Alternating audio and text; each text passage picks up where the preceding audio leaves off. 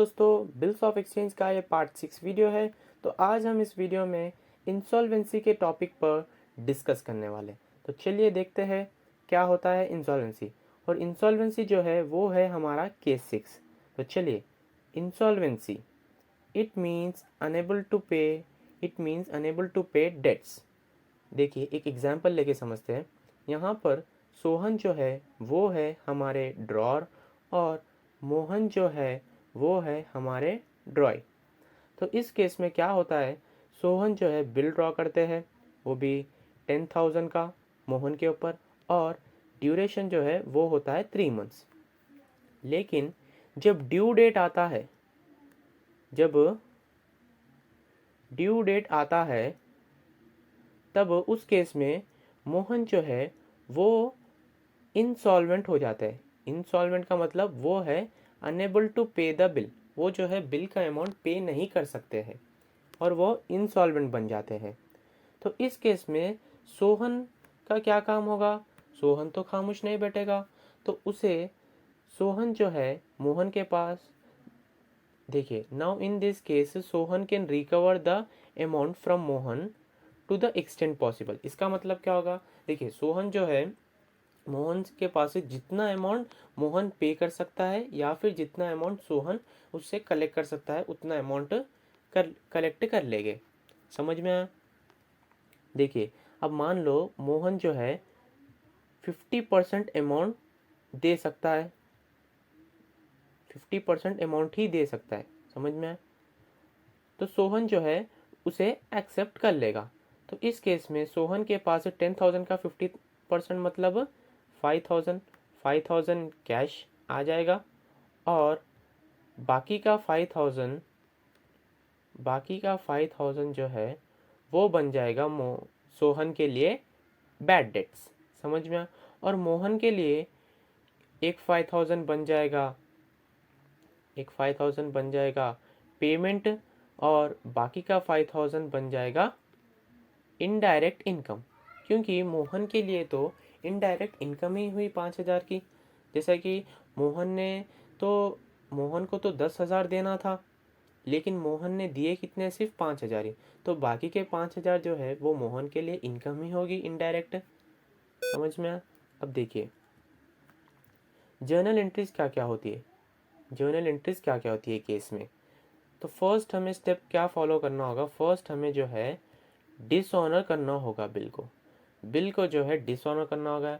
और second step जो है वो क्या करना होगा? हमें recover the amount to the extent possible. जैसा कि मैंने बताया था कि जितना अमाउंट पे कर सकता है हमारा ड्रॉई, उतना अमाउंट हमें उसकन से रिकवर करना होगा।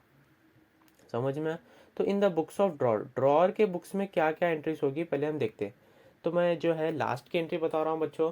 जो बिल ड्रॉन डेट है वो सारी तो एंट्रीज आपको मालूम ही होगी। जब इंसॉल्वेंसी होती है तब उस टाइम पे क्या एंट्री होती है मैं आपको वो बता रहा हूँ। देखिए, बैड डेट्स अकाउंट, बाकी के 5,000, देखिए जैसा कि हम लोगों ने यहाँ पे देखा था कि बाकी के 5,000 जो है वो तो बैड डेट्स बन गए थे सोहन के लिए। सोहन क्या है? हमारा ड्रॉर। तो बाकी के बैड डेट्स जो है हमने उसे कर दिया डेबिट, क्योंकि बैड डेट्स जो है वो है हमारे एक्सपेंसेस, इसलिए मैंने उसे करा डेबिट। समझ में आया? अब देखिए, बैंक अकाउंट डेबिट क्यों किया मैंने? क्योंकि असेट जो है हमारे पास बढ़ रहा है, इसलिए मैंने उसे कर दिया डेबिट। क्योंकि जब वो ड्रॉई जो है पेमेंट करेगा तो बैंक में हमारे पैसे आ जाएंगे। जब बैंक में पैसे आ जाएंगे इसका मतलब असेट जो है हमारा बढ़ जाएगा, इसलिए मैंने उसे कर दिया डेबिट। और जो ड्रॉई है वो हमारा कम हो जाएगा, इसलिए मैंने उसे कर दिया क्रेडिट। समझ में आया बच्चों? अब इन द बुक्स ऑफ ड्रॉई के बुक्स में क्या क्या एंट्रीज होगी, चलिए उसके बारे में देखते हैं। ड्रॉर अकाउंट जो है हमारा डेबिट हो जाएगा। ड्रॉई के लिए क्या होता है? क्रेडिटार होता है, तो क्रेडिटार ऑब्वियसली कम हो जाएगा। और जो इनडायरेक्ट इनकम कहा था मैंने, वो हमें इनडायरेक्ट इनकम नहीं लिखना है, क्योंकि इनकम तो नहीं हुई उसे, लेकिन उसे जो है डिफिशियंसी अकाउंट कहते हैं हम। क्या कहते हैं? Deficiency account. समझ में आया बच्चों? हम उसे क्या कहते हैं? To deficiency account. जितना भी बच रहा था अमाउंट, जितना अमाउंट ड्रॉई ने पे नहीं किया वो होता है हमारा डिफिशिएंसी अकाउंट में चला जाता है, और जितना अमाउंट पे कर दिया वो हमारे बैंक अकाउंट से चला जाता है। इसलिए जब असेट कम होगा तो हम उसे करते हैं डेबिट, सॉरी जब असेट कम होता है तब हम उसे करते हैं क्रेडिट, जब असेट कम होता है तब उसे करते हैं क्रेडिट, और जब इनकम होती है तब हम भी उसे करते हैं क्रेडिट। समझ में आया बच्चों?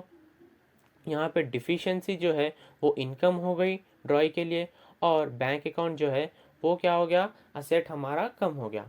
तो ड्रॉअर के बुक्स में क्या क्या एंट्रीज होगी, bad debt accounts debit, bank account debit to drawee account, और ड्रॉई के बुक्स में क्या क्या एंट्रीज होगी, drawer account debit to deficiency account to bank account. समझ में आया बच्चों? चलिए दोस्तों, बात करते हैं अब केस 7 की। केस 7 जो है, देखिए केस 7 जो है वो है हमारा रिन्यूअल ऑफ बिल। चलिए देखते हैं केस 7 में क्या होता है। देखिए फर्स्ट तो हम रिन्यूअल का मतलब क्या है वो समझते हैं। इट मीन्स रिक्रिएटिंग और रीमेकिंग द ओल्ड बिल। जैसा कि ओल्ड बिल जो है हम उसे रिक्रिएट करना या फिर रीमेकिंग करें तो उसे हम कहते हैं रिन्यूअल। अब देखते हैं एक एग्जाम्पल देखते हैं।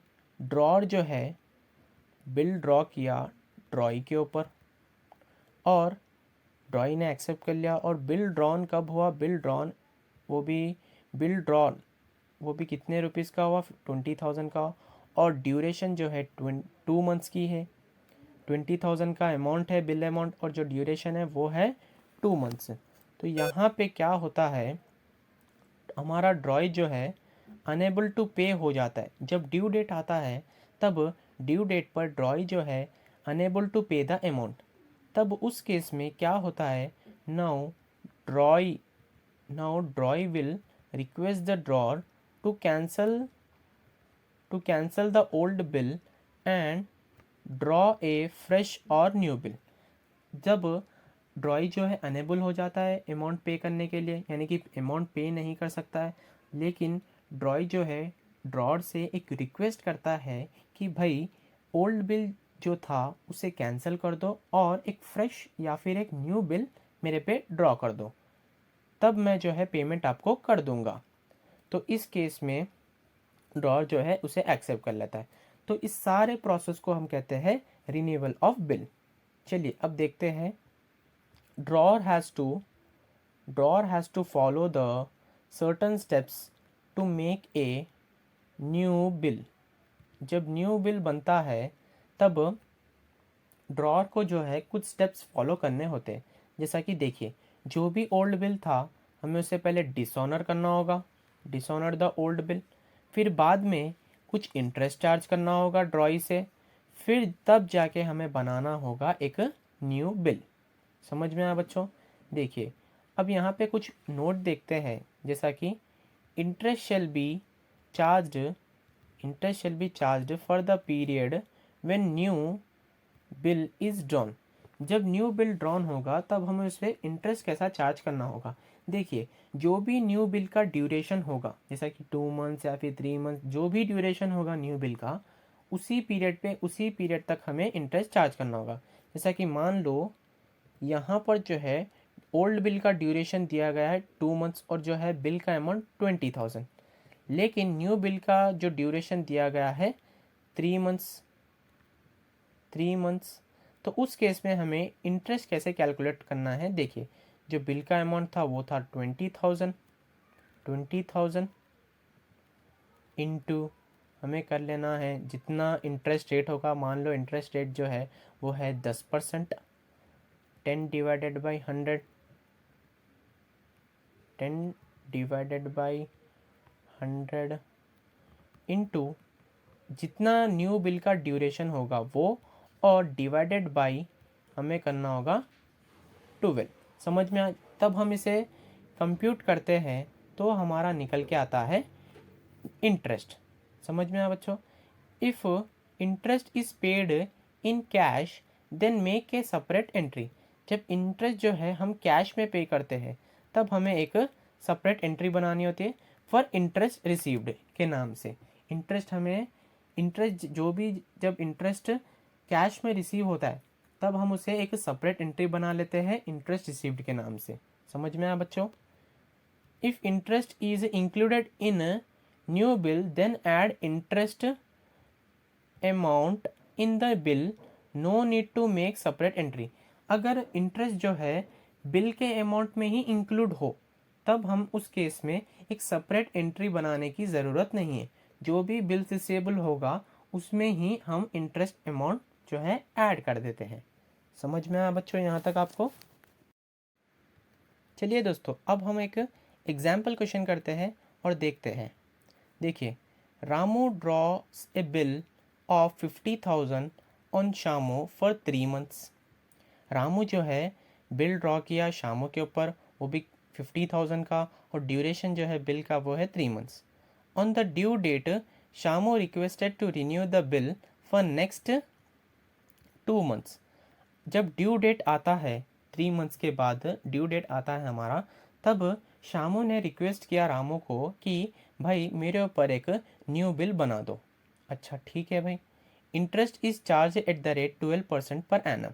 इंटरेस्ट जो है 12% पर एनम से चार्ज हुआ है। On the due date Shamu becomes insolvent and only 40% amount can be recovered from him. Noting charges paid 1000। जब ड्यू डेट आता है, कब का, न्यू बिल का जो ड्यू डेट आता है, तब उस टाइम क्या होता है, शामू जो है इंसॉल्वेंट हो जाता है और रामू को है 40% अमाउंट ही रिकवर कर सकता है। रामू जो है शामू कन से सिर्फ 40% अमाउंट ही रिकवर कर सकता है और नोटिंग चार्जेस जो है पे कर देता है रामू कोर्ट को। किसे? नोटरी पब्लिक को नोटिंग चार्जेस पे करते हैं। लेकिन केस वन में क्या है हमारा, interest is paid in cash on renewal of bill. Interest हम जो है अलग से पे कर रहे हैं, यानी कि इंटरेस्ट जो है हम कैश के रूप में अलग से पे कर रहे हैं। समझ में आया? और केस 2 में क्या बताना है हमें, interest is included in the bill amount. Interest जो है बिल अमाउंट के साथ ही इंक्लूड करके पे करते रहे। तो उस केस में क्या होगा, देखिए। चलिए अब बात करते हैं जनरल एंट्रीज के बारे में कि general entries in the books of Ramu के बुक्स में क्या क्या जनरल एंट्रीज होगी। First, when bill is drawn, जब बिल ड्रॉन हो जाएगा तो उस केस में क्या जनरल एंट्री होगी, आप सभी को पता ही है, बिल रिसीवेबल अकाउंट हमारा जो है डेबिट हो जाएगा और शामू जो है वो हमारा क्रेडिट हो जाएगा। जो भी अमाउंट दिया गया 50,000 हमें लिख लेना है। समझ में? व्हेन बिल इज डिसऑनर्ड, जब बिल जो है डिसऑनर्ड हो जाएगा तब उस केस में हमें क्या करना होगा, शामू अकाउंट जो भी है हमारा फिर से डेटार बन जाएगा और यहाँ पे हमारा बिल रिसीवेबल जो है कम हो जाएगा, इसलिए मैंने उसे कर दिया क्रेडिट 50,000।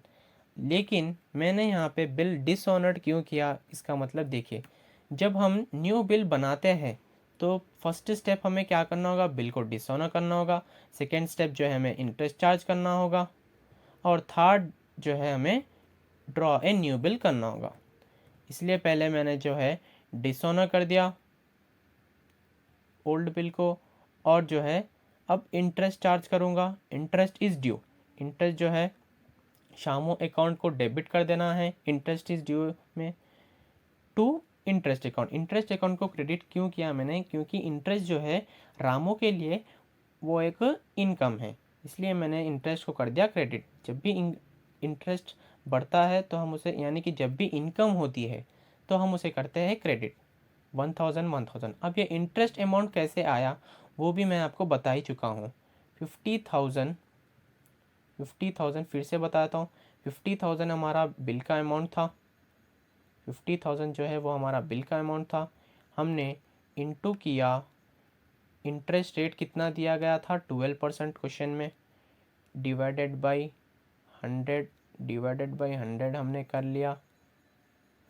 फिर हम लोगों ने इंटू किया और ड्यूरेशन कितना था न्यू बिल का, 2 मंथ्स का ड्यूरेशन था, तो मैंने कर दिया 2 मंथ्स का ड्यूरेशन डिवाइडेड बाई 12। तब हम इसे कंप्यूट करते हैं, तब हमारा इंटरेस्ट अमाउंट जो निकल के आता है। समझ में आया बच्चों?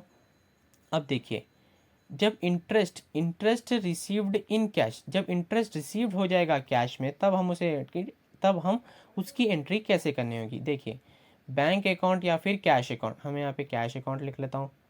अगर इंटरेस्ट जो है बैंक में रिसीव्ड हुआ तो हमें उसे बैंक में कर लेना चाहिए, अगर कैश में रिसीव्ड हुआ तो हमें उसे कैश कर लेना। मैं यहाँ पे कैश लिख लेता हूँ, ये बैंक अकाउंट को जो है कट कर देता हूँ। कैश अकाउंट को मैंने कर दिया डेबिट, क्योंकि असेट जो है हमारे पास बढ़ रहा है जितना इंटरेस्ट अमाउंट के साथ, इंटरेस्ट अमाउंट है 1000। और शामू अकाउंट को मैं कर देता हूँ क्रेडिट, समझ में आया, 1000।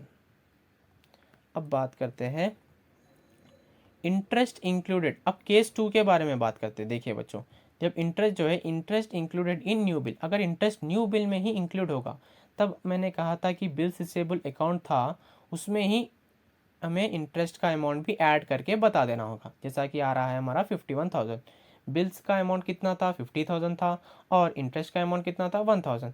तो हमने उन दो अमाउंट को ऐड कर लिया, जो कि हमारा आ रहा है 51,000।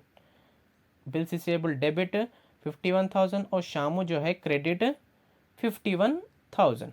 समझ में आया। When new Bill Gates dishonoured, जब न्यू बिल जो है डिसऑनर्ड हो जाएगा तब उस केस में हमें क्या करना होगा, शामू जो है फिर से हमारा डेटार बन जाएगा, इसलिए मैंने उसे कर दिया डेबिट। और टू बिल्स रिसीवेबल अकाउंट हो जाएगा हमारा credit. To bank charges, bank charges क्या है बच्चों, ये जो है नोटिंग चार्जेस है। समझ में आया आपको।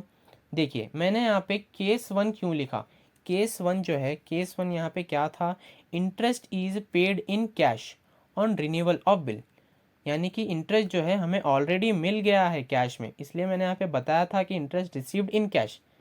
तो इंटरेस्ट जो है वो हमें मिल गया है, सिर्फ जो बिल जो है वो डिसऑनर्ड हुआ, इसलिए मैंने बिल का अमाउंट लिखा 51,000, और 1000 जो है वो है नोटिंग चार्जेस। सॉरी, बिल का अमाउंट जो है मैंने लिखा 50,000 और 1000 मैंने उसमें ऐड कर दिया नोटिंग चार्जेस। अगर ये केस 2 होता था, अगर ये केस 2 हमारा क्या था, केस 2 जो है interest is included in the bill amount, अगर इंटरेस्ट जो है बिल के साथ ही देता था शामू, तो हम उसे कैसे करते थे, जो भी इंटरेस्ट हमारा, इंटरेस्ट अमाउंट यहाँ पे देखिए, इंटरेस्ट प्लस बिल अमाउंट क्या आ रहा है हमारा 51,000, तो 51,000 आता था हमारा, प्लस 1000, 51,000 आता था हमारा, प्लस 1000 जो था वो था हमारा नोटिंग चार्जेस। तब हम इसे ऐड करने पर हमारा आता था 52,000, जो कि वो हमारा केस 2 में आता था। लेकिन हम लोग जो है यहाँ पे केस 1 को फॉलो करते हुए आ रहे हैं, इसलिए मैंने यहाँ पे इंटरेस्ट जो है पहले ही रिसीव कर लिया, इंटरेस्ट जो है मैंने पहले ही कैश के रूप में यहाँ पे रिसीव कर लिया, इसीलिए मैं जो है यहाँ पे सिर्फ बिल अमाउंट बता रहा हूँ। बिल अमाउंट कितना था बच्चों, 50,000 था, प्लस उसमें मैंने ऐड कर दिया नोटिंग चार्जेस, जो कि हमारा आ रहा है 51,000। समझ में आया। अब देखते हैं when amount recovered on insolvency, जब इंसॉल्वेंसी होगी तब हमें क्या करना होगा, जो जितना अमाउंट रिकवर्ड हुआ, अमाउंट जितना रिकवर कर सके हम जो है 40% अमाउंट जो है, देखिए यहाँ पे 40% अमाउंट जो है हमने रिकवर किया है, तो उस केस में हम जो है क्या करते हैं यहाँ पे, तो बाकी का 60% जो है वो तो हमारा बैड डेट्स हो गया होगा। समझ में आया बच्चों, 60% तो हमारा बैड डेट्स हो गया होगा, और बाकी का 40% जो है वो हमारे 60% जो है हमारा बैड डेट्स हो गया है, और बाकी का 40% जो है वो हमारे लिए बैंक में चला गया होगा, यानी कि वो हमारा बैंक में चला गया होगा।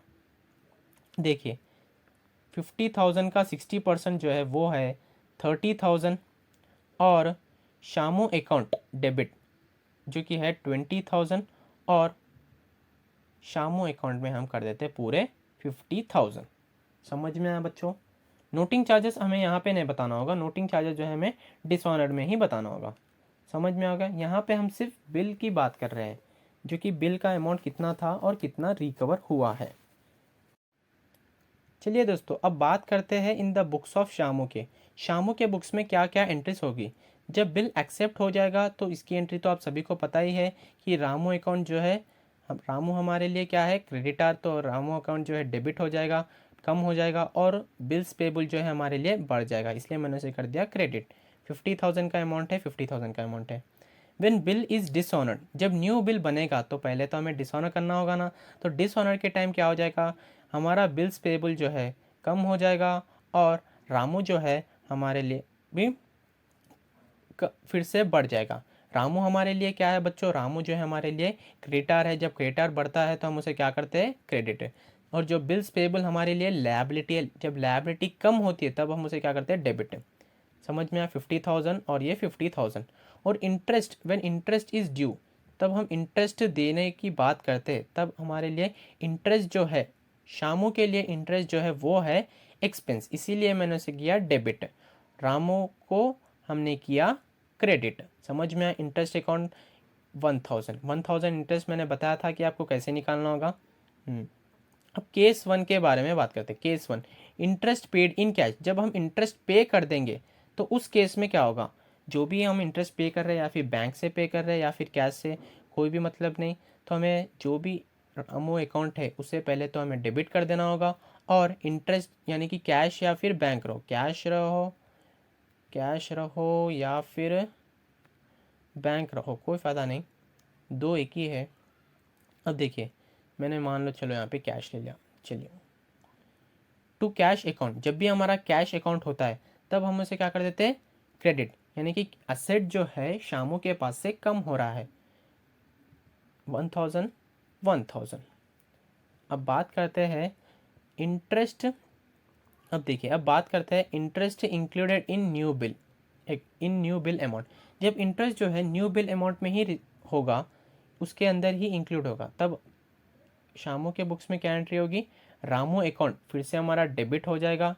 रामू कौन है हमारे लिए, क्रेडिटर, और उसको रिप्लेस करके हमारा बिल्स पेबल आ जाएगा। बिल्स पेबल हमारी लायबिलिटी बढ़ जाएगी और 51,000, जो भी बिल अमाउंट 50,000 था और इंटरेस्ट जो है 1,000, दोनों को ऐड करने से 50,000 हमारा 51,000 हमारा अमाउंट यहाँ पे आ जाएगा। अब केस 2 में यहाँ पे क्या होगा, case 2, when Bill Gates dishonoured. Sorry, मैं यहाँ पे केस 1 ले लेता हूँ क्योंकि हम जो है केस 1 को फॉलो कर रहे हैं। केस 1 है बच्चों, क्या है वो, केस 1 है वो। अब केस 1 में होता क्या है, हम जो है इंटरेस्ट जो है पे कर दिए हैं यहाँ पे, जैसा कि आपने देखा होगा। देखिए, इंटरेस्ट जो है हमने कैश में पे कर दिया है, तो इंटरेस्ट चला गया है रामू को।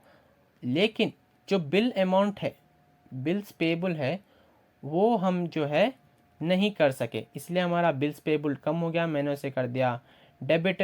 और नोटिंग चार्जेस जो है हमारे लिए एक्सपेंस है, इसीलिए मैंने उसे कर दिया डेबिट। और रामू जो है फिर से हमारा क्रेडिटर बन गया, इसलिए मैंने उसे कर दिया क्रेडिट। देखिए, नोटिंग चार्जेस का अमाउंट कितना था, 1,000, बिल का अमाउंट था 50,000, इंटरेस्ट जो था 1,000, बाकी का इंटरेस्ट जो 1,000 इंटरेस्ट आया था, वो तो हमने रिसीव यानी कि पे कर दिया, सॉरी, हम लोगों ने पे कर दिया और रामू जो है रिसीव भी कर लिया, तो इसलिए मैंने उसे यहाँ पे इंक्लूड नहीं किया। समझ में, सिर्फ मैंने बिल का अमाउंट इंक्लूड किया और जो है नोटिंग चार्जेस का अमाउंट इंक्लूड किया, जो कि हमारा आ रहा है 51,000। अगर हम केस 2 के हिसाब से चलते तो वहाँ पे जो हमारा जो interest amount plus bill amount था वो क्या होता था, interest amount plus bill amount, interest amount plus bill amount plus हमारा आता था नोटिंग चार्जेस। समझ में आया बच्चों, जो कि होता था 52,000। लेकिन हम जो है यहाँ पे केस 1 के हिसाब से चल रहे हैं। अब देखिए, when bill amount paid on insolvency, जब इंसॉल्वेंसी हो गई तो उस केस में क्या था, हम जो है 40% अमाउंट जो है हम लोगों ने पे किया था। हम लोगों ने मतलब शामू ने 40% अमाउंट ही तो पे किया था, बाकी का 60% जो है, वो हम लोगों ने पे नहीं किया। तो 60% क्या हुई, डिफिशिएंसी अकाउंट में। डिफिशिएंसी मतलब इनडायरेक्ट इनकम हो गई, किसको, शामू को, कितने की, 30,000 की। और बाकी का 40% जो है वो निकल के आ रहा है 20,000, दोनों को मिलाने से हो रहा है हमारा 50,000। इसलिए मैंने जब when amount paid on insolvency पर जब हम अमाउंट पे कर रहे हैं तो शामू के बुक्स में क्या एंट्री होगी, रामू अकाउंट हमारा क्या हो जाएगा, जो कि क्रेडिटर था वो कम होकर डेबिट बन जाएगा। कम हो जाएगा, इसलिए मैंने उसे कर दिया डेबिट। और बैंक अकाउंट से हमारे पैसे चले गए, इसलिए मैंने कर दिया बैंक को क्रेडिट। और डिफिशिएंसी अकाउंट यानी कि हमारे लिए एक इनडायरेक्ट इनकम है, इसलिए मैंने उसे कर दिया क्रेडिट। समझ में आया बच्चों? चलिए, तो आज की वीडियो जो है यहीं पर ही ख़त्म होती है। मिलते हैं अगली वीडियो में। Till then good bye and take care.